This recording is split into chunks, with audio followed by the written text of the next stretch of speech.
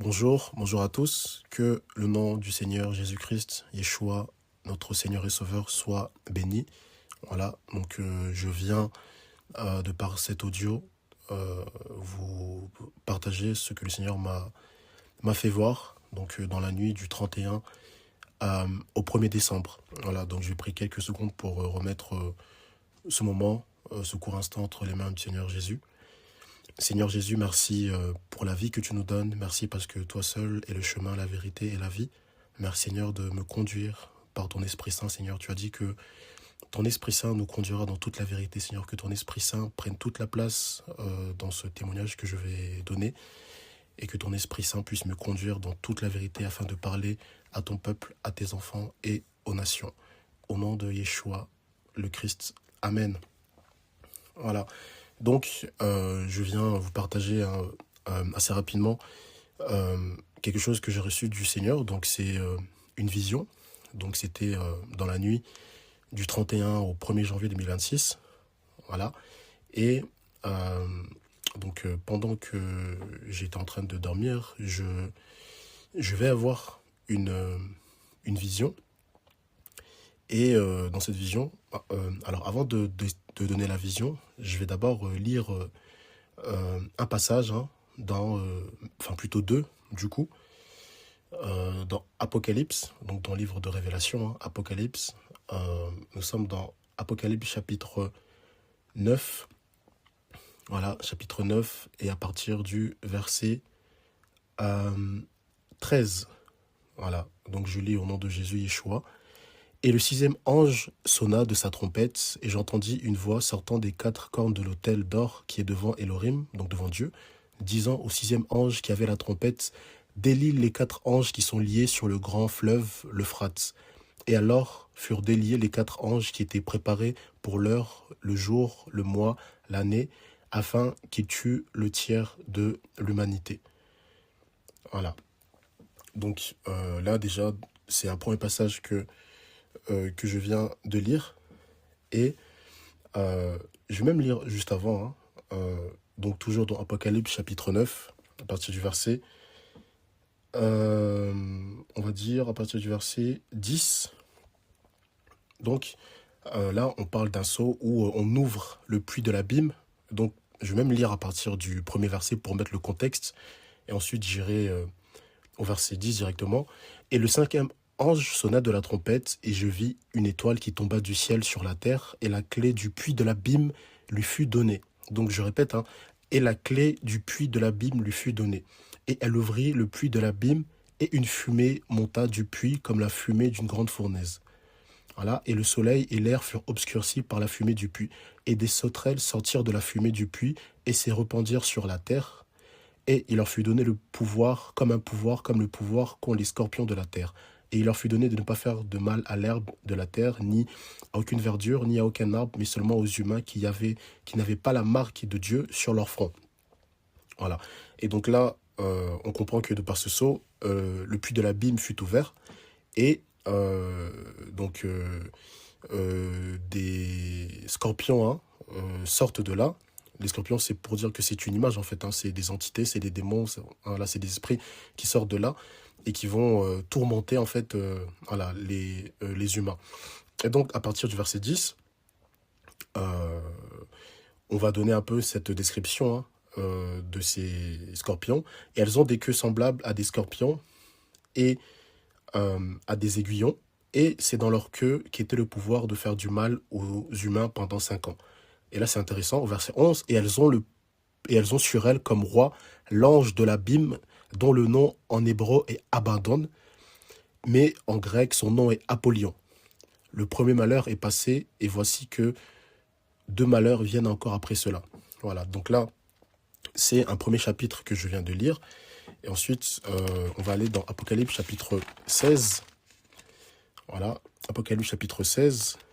Et on va prendre le verset, donc Apocalypse chapitre 16. On va prendre, s'il vous plaît, le verset 13. Voilà, Apocalypse chapitre 13, verset 16. Donc je lis. Et je vis sortir de la gueule du dragon, et de la gueule de la bête, et de la bouche du faux prophète, 3 esprits impurs semblables à des grenouilles, car ce sont des esprits de démons qui produisent des signes et qui vont vers le roi de la terre et de toute la terre habitée, afin de les rassembler pour la guerre du grand jour de Dieu, d'Élohim, tout-puissant. Voilà, et ensuite verset 15, hein, « Voici, je viens comme un voleur. Béni est celui qui veille et qui garde ses vêtements, afin de ne pas marcher nu et qu'on ne voit pas sa honte. » Voilà, donc là c'est le Seigneur qui nous parle, hein, le Seigneur Jésus, Yeshua. Voilà, et donc, maintenant que j'ai un peu mis en contexte de par les versets, parce que c'est toujours important quand on apporte quelque chose, d'appuyer cela avec la parole de Dieu, hein, parce que nous savons que tout est dans la parole de Dieu, et donc on doit appuyer ce qu'on reçoit du Seigneur par la parole de Dieu. Voilà, c'est important. Et du coup, donc je disais dans la nuit du 31 au 1er janvier 2026, j'étais, donc je dormais, hein, et j'ai eu une vision, voilà, parce que je dormais donc je dormais et le Seigneur va me donner une vision. Et en fait, dans la vision, j'étais dans un désert, voilà, un désert, et il y avait un homme avec moi qui, je crois, était un ange, hein. Donc il y avait un homme avec moi qui avait une voix avec une forte autorité, voilà. Et en fait, dans ce désert-là, il me montrait plusieurs choses. Et en fait, il y avait plusieurs entités, en fait, dans ce désert. Il y avait plusieurs entités qui étaient comme derrière des enclos. Voilà, il y avait plusieurs entités qui étaient comme derrière des enclos. Et au fur et à mesure qu'on avançait, il me parlait, il me disait « Regarde ici, regarde là ». Et à un moment, il va particulièrement attirer mon attention sur une entité devant laquelle on va arriver. Et il va me dire, alors je ne vais pas citer le nom du président en question, mais vous allez savoir qui il est. Voilà, et on va arriver devant une entité et il va me dire, regarde, c'est le président français. Regarde-le bien, c'est lui. Et donc moi, je regarde l'entité, je comprends pas, je me dis, mais attends, mais pourtant, c'est pas lui, c'est pas un humain. Là, ce que je vois, c'est une entité. Voilà, et du coup, la personne qui est avec moi va voir que je doute, va voir que je me dis, mais attends, mais qu'est-ce qu'il me dit? Et il va répéter, il va dire, regarde bien, c'est bien lui, c'est bien le président français, donc je dis pas son nom, mais lui, il a dit son nom et son prénom, et il me dit, regarde bien, c'est bien lui le président français, et il me dit, et c'est lui qui doit venir. Et donc, du coup, j'ai encore regardé avec un peu plus d'attention cette entité, et j'ai compris par là, en fait, que ce président français actuel que nous avons, il va avoir un rôle, hein, de plus en plus important sur la scène mondiale, sur la scène internationale. Voilà, cet homme, hein, est géré par une entité très puissante qui prépare quelque chose, qui prépare, hein, le chemin de l'Antéchrist, si ce n'est lui-même. Voilà, je suis pas en train d'affirmer quelque chose, mais je dis que cet homme, donc le président français, prépare et est géré par une entité qui a une mission précise, particulière. Voilà. Et comme on vient de le lire, hein, notamment dans Apocalypse, chapitre 9 et chapitre 16 aussi, nous voyons que ce sont en fait des esprits, des démons qui gèrent la plupart des présidents, la plupart des chefs de ce monde pour un but précis. Voilà. Et dans la vision, l'ange en question va appuyer plus que sur toutes les entités. Il va appuyer sur cette entité-là et il va me dire, regarde bien, c'est le président français, c'est lui. Et moi, j'étais étonné parce que d'apparence, c'était en fait une entité qui était assez grande, hein, enfin même très grande. Si je dois comparer la taille à peu près d'un éléphant, voilà. Et sa forme était la forme de plusieurs choses, en fait. Il avait la forme de plusieurs choses. Le mélange d'une bête, que je ne peux pas décrire le nom, avec plusieurs autres formes mélangées. Voilà. Et ça formait en fait une entité. Et vraiment, l'ange a voulu m'interpeller sur cette entité et l'ange l'appelait carrément, donc lui, il disait le nom, hein, le président français, voilà, actuel, en 2026. Voilà. Et donc, de toute façon, j'imagine que vous avez pu suivre un peu l'actualité. Le président français, hein, je crois que c'était pendant la crise de 2020, la crise voilà, sanitaire qu'il y a eu, hein, et le président français, il avait dit, hein, lors d'une interview en 2020 ou en 2021, il avait dit que la bête de l'événement est là et elle arrive. Voilà. Et nous qui avons l'oreille spirituelle, nous qui connaissons les prophéties bibliques, on sait que ce n'est pas en vain qu'il a dit cela. Voilà. Ceux qui ne croient pas à la prophétie biblique, ceux qui ne croient pas aux Saintes Écritures, je n'ai pas de doute sur le fait que pour eux, ça peut paraître du charabia, pour eux, ça peut paraître des paroles en l'air. Voilà. Mais nous qui connaissons les Saintes Écritures, nous qui connaissons la prophétie biblique, et nous qui attendons le retour de Jésus, nous savons que quand un président se lève comme ça publiquement et dit devant le monde entier que la bête de l'événement est là, et elle arrive, c'est qu'il sait quelque chose, il sait de quoi il parle. Voilà. Et qu'on ne nous trompe pas. Donc, et en plus, hein, par ailleurs, on voit qu'actuellement, sur la scène européenne, sur la scène mondiale, on voit de plus en plus cet homme, ce président, avoir de plus en plus un rôle de leader européen, un rôle de leader dans la défense européenne, un rôle de leader. Et voilà, on doit vraiment être attentif. Voilà, donc je ne dis pas qu'on doit se focaliser sur qui est l'homme impie, qui sera l'antichrist, mais le Seigneur nous donne hein, les yeux, le discernement pour à peu près commencer à voir qui il est, qui est son envoyé, etc., etc. Voilà. Et de plus en plus, nous pouvons voir cet homme, donc ce président, de prendre une ampleur sur la scène internationale, s'affirmer. Plusieurs même dirigeants, présidents, ministres de l'Europe, enfin des pays qui sont membres hein, de l'Union européenne, disent oui, cet homme c'est vraiment comme un leader. Plusieurs font l'éloge de cet homme en disant que c'est vraiment un leader, que c'est vraiment quelqu'un qui va apporter la sécurité en Europe, c'est vraiment quelqu'un qui est lucide. Et donc, il se positionne de plus en plus comme étant un leader européen. Et on voit que de plus en plus, le monde, notamment l'Union européenne, devient comme un petit village. Voilà, comme lors de la tour de Babel dans Genèse 11, il me semble, hein, on voit que les humains s'étaient rassemblés dans le but hein, de faire que le monde, à l'époque, soit comme un petit village, que tout le monde parle le même langage, que tout le monde pense pareil, une seule pensée, une seule religion, voilà. Et c'est ce qu'on voit que de plus en plus, la Terre devient comme un petit village, de plus en plus. Aujourd'hui, tout le monde est connecté.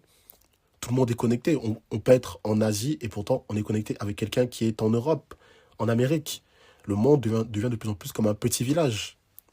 Voilà, et comme lors de la tour de Babel, et vous savez ce que Dieu a fait, hein, à ce moment-là, Dieu est descendu et il les a confondus.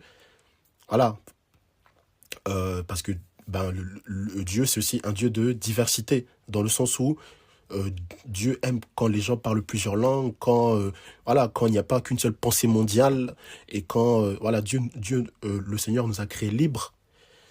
C'est pas pour qu'on soit esclave du système impie. Voilà. Et donc, voilà ce que j'ai reçu de la part du Seigneur. Et en fait, donc, dans la vision, une fois qu'il m'a parlé avec assez d'insistance, avec insistance même de cette entité-là, me disant que c'est le président français et me faisant comprendre que du coup, il va prendre de l'ampleur. Hein. Regardez bien, ça c'est un message que je vous donne. Hein. Regardez bien cette année, cet homme va encore prendre plus de l'ampleur sur la scène européenne et mondiale. Voilà, il va s'affirmer de plus en plus comme un leader.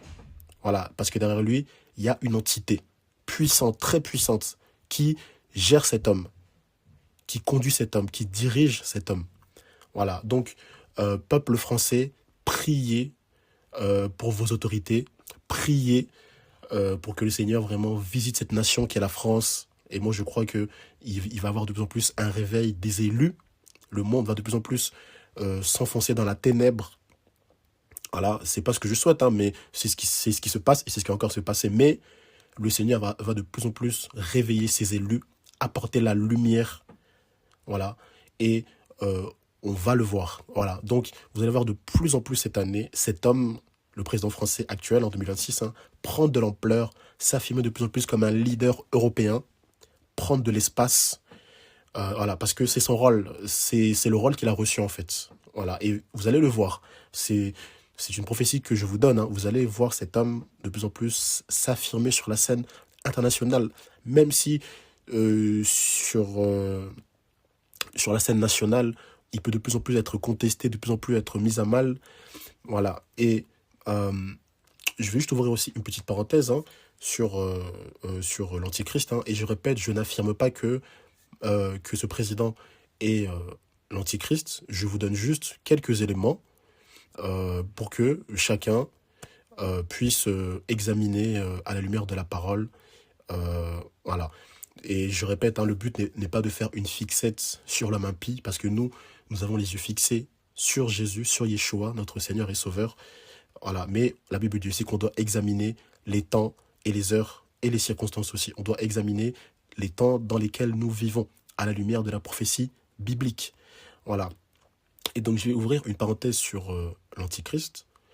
Beaucoup pensent que l'Antichrist, hein, lorsqu'il va venir, d'un coup, tout le monde va l'adorer, tout le monde va l'accepter, tout le monde va dire Alléluia, Amen, suivant cet homme. Et ça, c'est une fausse croyance. C'est une fausse croyance.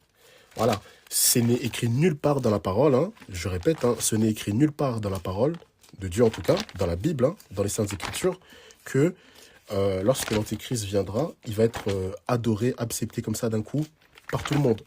Voilà. Ça, ce n'est pas écrit dans les Saintes Écritures. Au contraire, lorsque dans Daniel, on donne la description de l'Antichrist et de comment il va venir, on dit qu'au départ, c'est un homme qui va être méprisé, à qui on ne donnera pas l'honneur royal. Voilà. Et c'est dit que c'est par des flatteries et des tromperies et par ruse qui va séduire le monde. Voilà, donc qu'on ne vous trompe pas, l'Antichrist, lorsqu'il va arriver sur la scène mondiale, il va pas être adoré d'un coup. Et on ne va même pas lui donner l'honneur royal, comme c'est écrit dans Daniel. Voilà, c'est quelqu'un qui peut-être au départ sera un peu méprisé, on va peut-être un peu dire mais c'est qui lui, pour qui il se prend, etc. etc. Et c'est seulement après que, c'est au fur et à mesure du temps que cet homme va de plus en plus s'imposer comme étant un leader, comme étant un séducteur, comme étant un trompeur.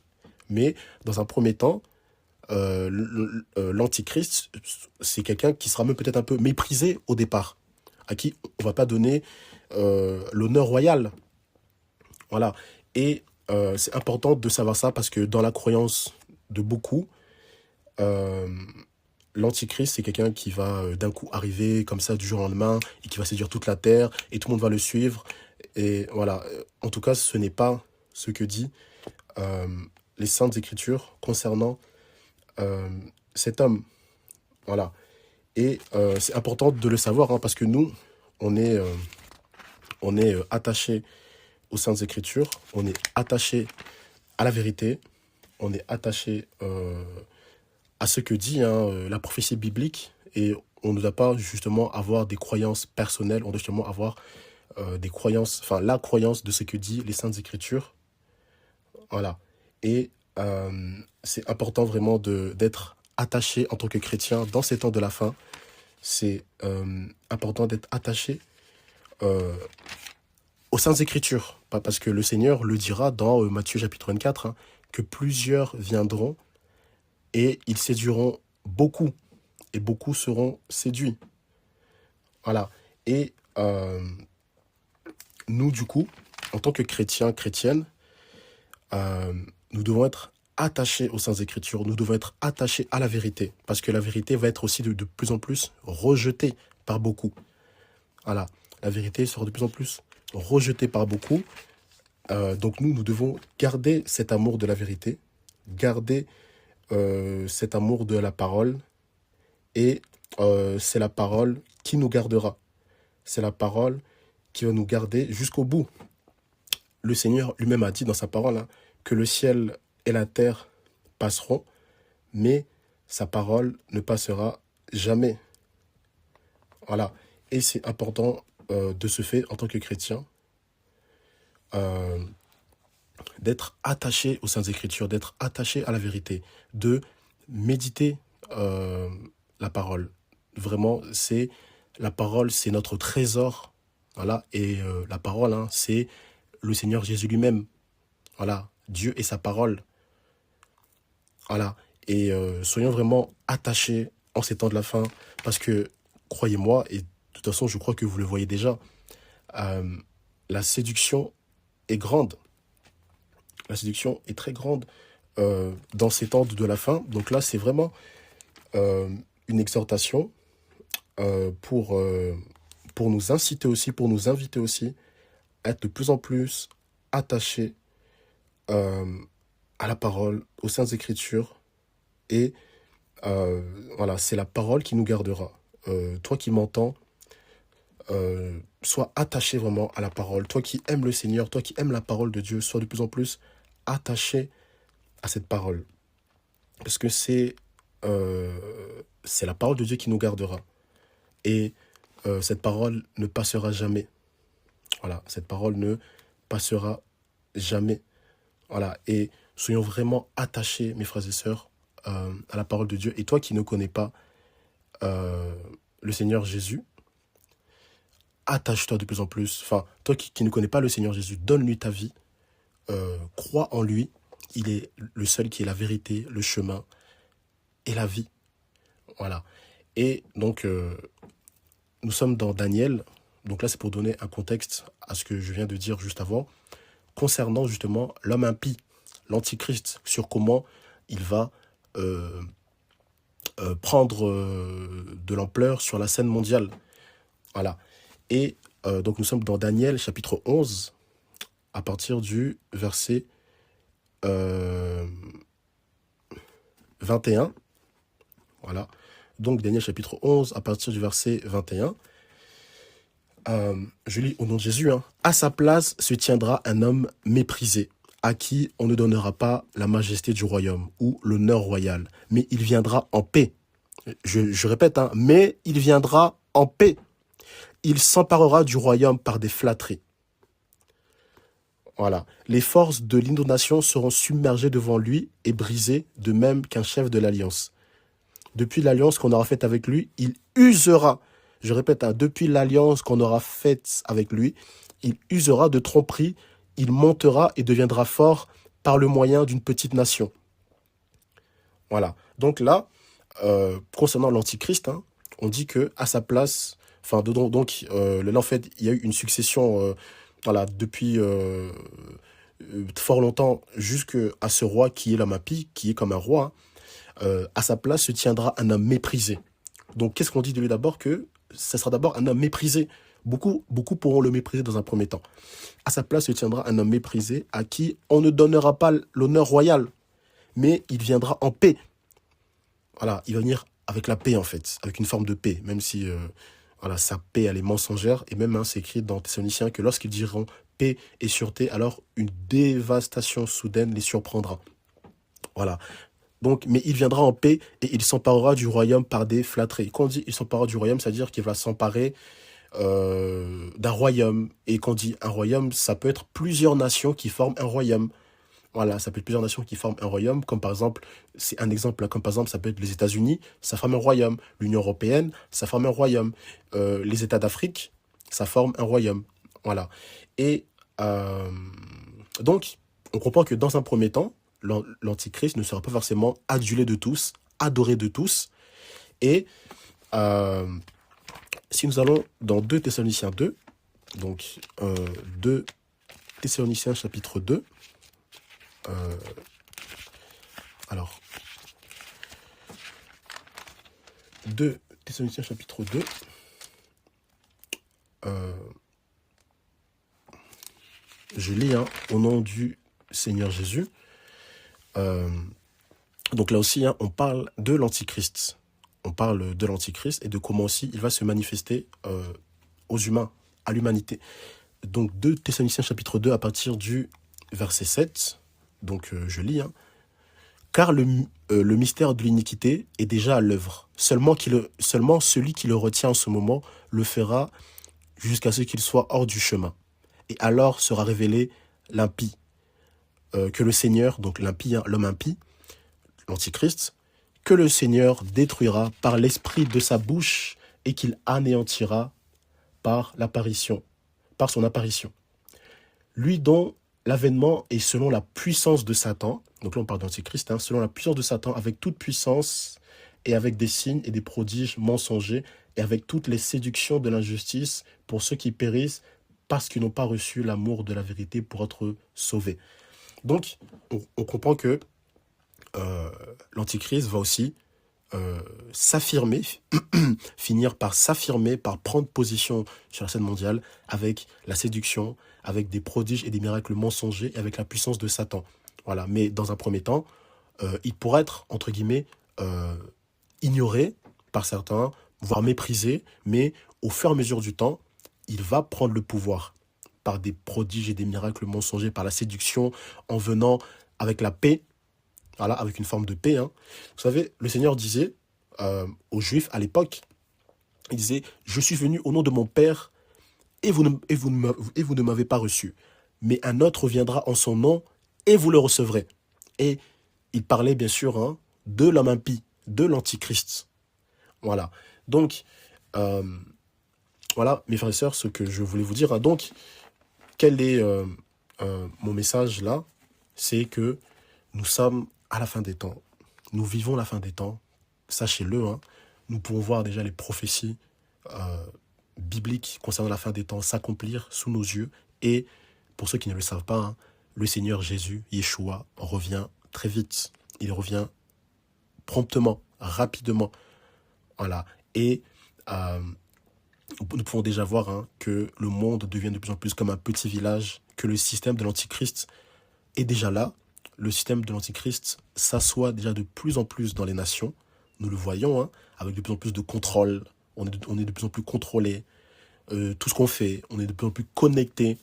Voilà. Jusqu'au jour où on ne pourra ni vendre, ni acheter sans avoir la marque de la bête. Voilà. Ça sera pendant, bien sûr, la grande tribulation. Hein.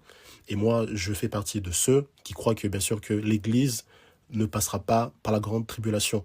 Voilà. Et donc, le monde est prêt, en fait, est de plus en plus prêt à recevoir l'Antichrist, à recevoir l'homme impie. Et pour votre information, l'homme impie est déjà là. Pour ceux qui ne le savent pas, il est déjà sur la terre. C'est juste que maintenant, il faut qu'il soit révélé. Voilà, Dieu sait qui il est. Voilà, moi, mon but, c'est pas de vous dire, oui, c'est lui, c'est un tel, c'est un tel. Moi, je vous ai juste donné ce que je pense avoir reçu du Seigneur. Voilà. Maintenant, c'est à vous, bien sûr, hein, d'examiner, de demander au Seigneur. Il est écrit aussi dans Jean, hein, dans 1 Jean, il me semble, ne donnez pas foi à tout esprit, mais éprouvez-les. Donc bien sûr que ce que je viens de vous donner comme vision, ben, n'hésitez pas, bien sûr, à demander au Seigneur en prière, de dire, Seigneur, est-ce que ça vient vraiment de toi? Voilà. Et c'est important en tant que chrétien vraiment de vérifier les choses que l'on reçoit par rapport aussi aux Saintes Écritures. Voilà. Et du coup, je vais juste finir la vision, enfin de décrire la vision que j'avais. Hein. Et donc du coup, une fois que on a passé un certain moment devant cette entité qui était comme dans un enclos en fait, voilà, qui était comme dans un enclos. Une fois qu'il a fini de me dire qui était cette entité, enfin du coup voilà le rôle qu'avait cette entité, on va continuer d'avancer et on va arriver en fait devant une forme de portail spatio-temporel. Voilà, j'imagine un peu que vous savez un peu ce que c'est. Et du coup, l'ange en question va me dire, si tu rentres dans ce portail-là, il va t'emmener où est-ce que tu le voudras. Voilà. Et moi, je vous avoue que dans la vision, j'avais qu'une envie, c'était de rentrer chez moi. Et en moi, donc je ne vais même pas le dire à l'ange, en moi, je vais me dire, je souhaite rentrer chez moi. Et dans ma tête, j'ai carrément dit la ville où j'habite. J'ai dit, je souhaite rentrer chez moi dans telle ville. Voilà. Et du coup, je vais à peine rentrer dans le portail et je vais revenir dans mon corps directement et je vais reprendre conscience et connaissance. Voilà. Donc, en ces temps de la fin, le Seigneur parle de plus en plus à ses enfants, à son Église. Hein. Il est également écrit que dans les derniers jours, dit le Seigneur, je répandrai de mon esprit sur toute chair, vous aurez des visions et des songes. Voilà. Donc le Seigneur, en ces temps de la fin, parle de plus en plus à son peuple, à ses enfants, par des visions, par des songes. Voilà, il nous parle et soyons vraiment attentifs. Voilà, dans Apocalypse, le Seigneur dira à chaque fois à son Église que celui qui a des oreilles entende ce que l'Esprit dit aux églises. Donc soyez vraiment attentifs à ce que l'Esprit Saint nous dit, à comment il nous parle. Voilà, donc soyons vraiment encouragés, mes frères et sœurs. Le Seigneur Jésus revient très vite, Yeshua. Voilà, Maranatha, et vraiment que le Seigneur soit béni et qu'il nous garde. Amen.